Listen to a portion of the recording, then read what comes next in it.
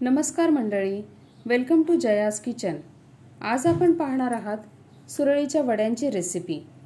हा व्हिडिओ शेवटपर्यंत नक्की पहा, कारण या व्हिडिओमध्ये मी तुमच्यासोबत सुरळीच्या वड्या करण्याच्या 2 सोप्या पद्धती शेअर केलेल्या आहेत। चला तर मग पाहूयात यासाठी काय काय साहित्य लागणार आहे ते।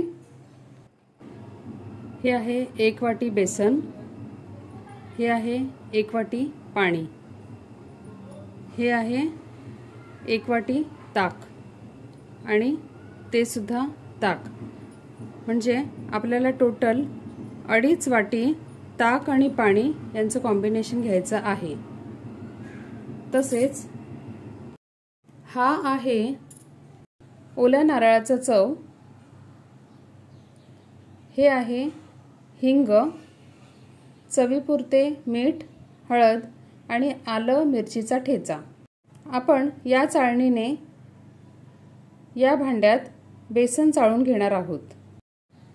तसेच या भांड्यामध्ये मी 1 ते 1.5 ग्लास पाणी तापण्याकरता ठेवलेले आहे। गॅसची फ्लेम बारीक केलेली आहे। शिवाय बाजूला ज्या प्लेट्स दिसत आहेत त्या दोन्ही प्लेटला मी तेलाचं ग्रीसिंग करून घेतलेलं आहे।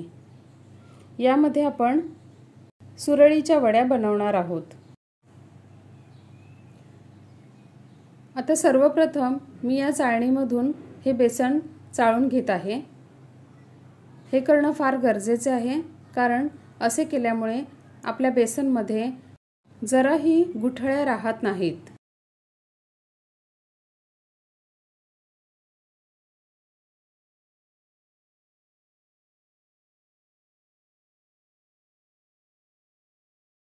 आता आपले हे बेसन छान चाळून झालेले आहे।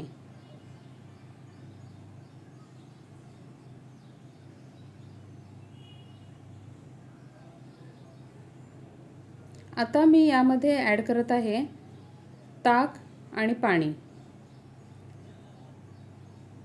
हे 1 वाटी बेसन मी अगदी दाबून भरलेले आहे, त्यामुळे 1 वाटी बेसनाला 2.5 वाट्या ताक आणि पाणी हे प्रमाण अगदी परफेक्ट आहे।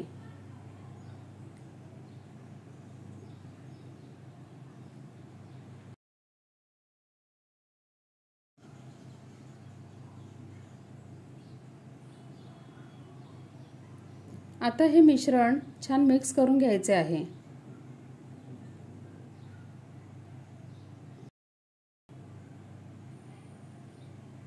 यामध्ये एकही गुठळी राहता कामा नये।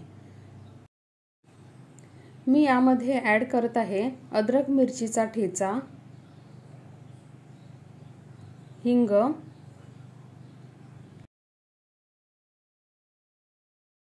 हळद आणि चवीपुरते मीठ।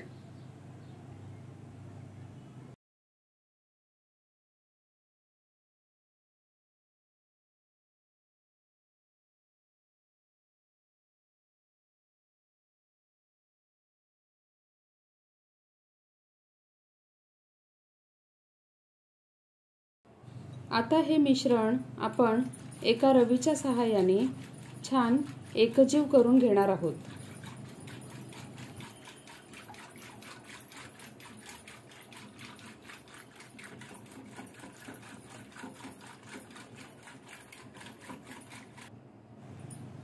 आता थोडेसे मिश्रण हातावर घेऊन तुम्ही टेस्ट करून पहा, यामध्ये मिठाचे प्रमाण परफेक्ट झालेले आहे की नाही। या बॅटरची कन्सिस्टन्सी ही घावण्याच्या बॅटरपेक्षा थोडीशी दाटसर असायला हवी। ही टीप इथे लक्षात ठेवा। आता या प्लेटला मी हलकासा तेलाचा हात लावून घेणार आहे। इथे मी मूठभर कोथिंबीर बारीक चिरून घेत आहे।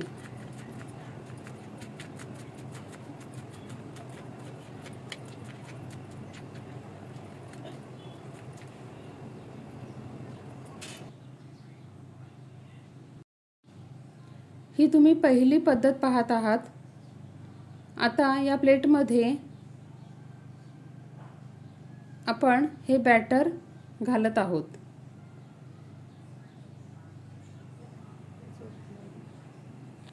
बॅटरचा पातळ थर या प्लेटमध्ये बसेल इतकंच बॅटर आपण इथे प्लेटमध्ये सोडलेलं आहे।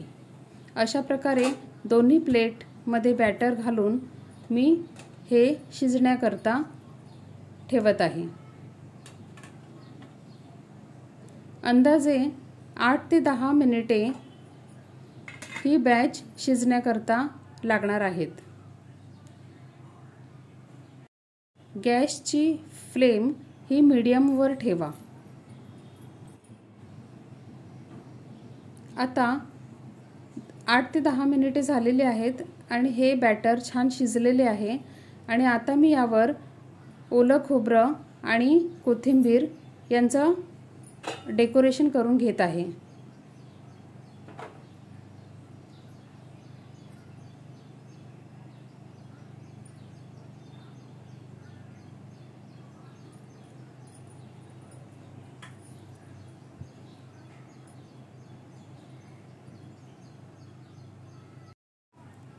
आता या प्लेट्स थंड झाल्यानंतर आपण यांना समान अंतरावर कट देणार आहोत।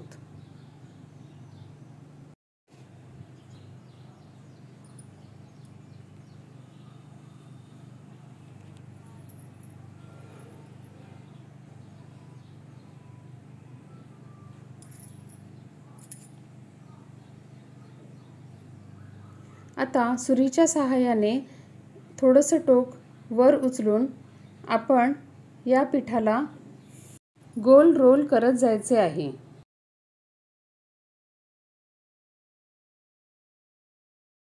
आणि अशा प्रकारे आपण सर्व पिठाचे रोल करून एका प्लेटमध्ये ठेवणार आहोत।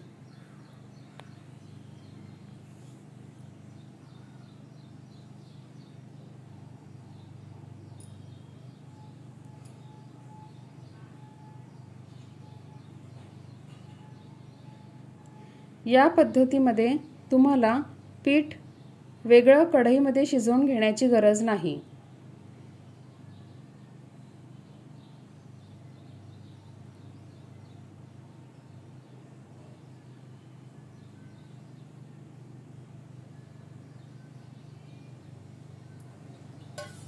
आता आपण पाहणार आहोत दुसरी पद्धत। या पद्धतीमध्ये मी हे थोडेसे बॅटर एका कढईमध्ये तेल न घालता डायरेक्ट शिजवून घेणार आहे।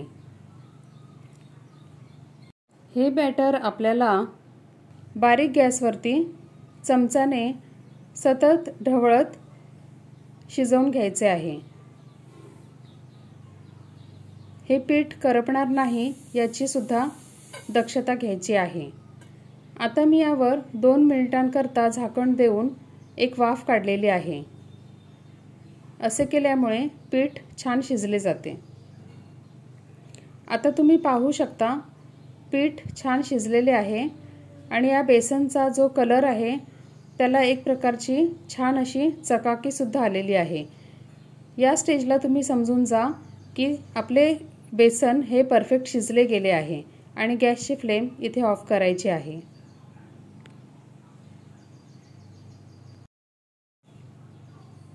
आता एका मोठ्या ताटाला 1 थेंब तेल लावून मी त्यावर हे बॅटर घेत आहे।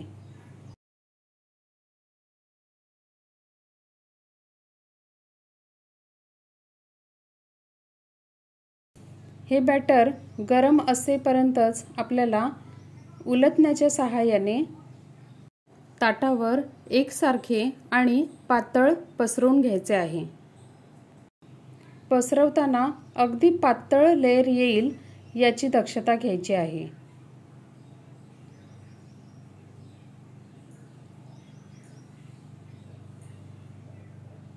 हे गरम असताना अगदी सहज पसरले जाते।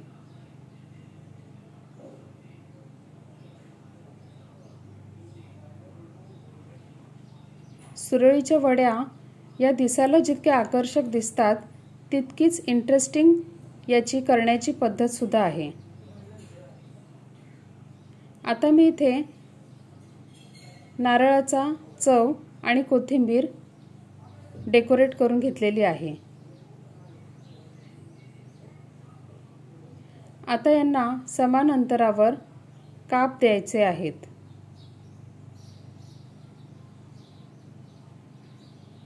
हलकसं थंड झाल्यानंतर आपण एका साइडने पीठ वर घेऊन त्याचे रोल करायचे आहेत।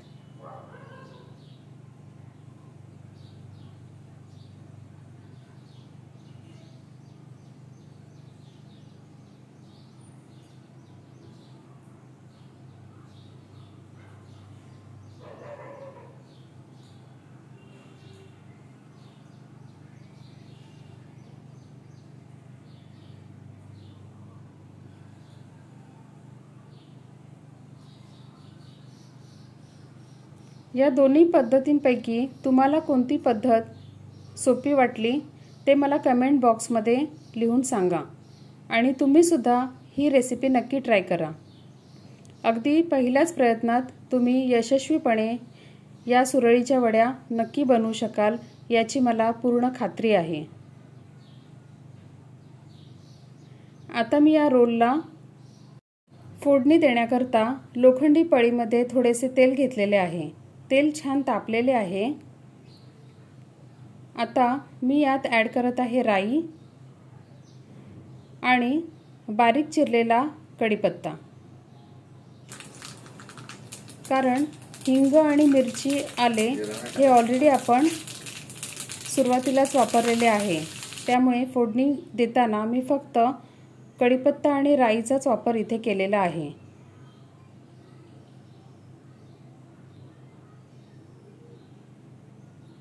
आता ही फोडणी थोडी थोडी आपल्याला प्रत्येक रोलवर सोडायची आहे।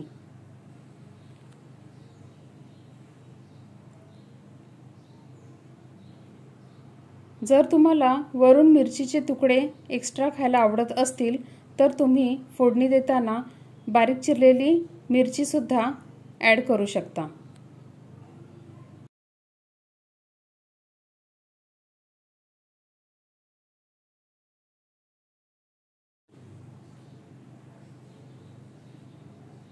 तर अशा प्रकारे या सुरळीच्या वड्या दोन्ही पद्धतीने आपल्या करून झालेल्या आहेत। जर तुम्हाला माझी ही रेसिपी आवडली असेल तर पटकन लाईक, शेअर आणि सबस्क्राईब करायला विसरू नका। शिवाय ही रेसिपी तुमच्या मैत्रिणींना, मित्रांना आणि नातेवाईकांना शेअर करायला विसरू नका। भेटूयात पुन्हा लवकरच एका नवीन रेसिपी सोबत।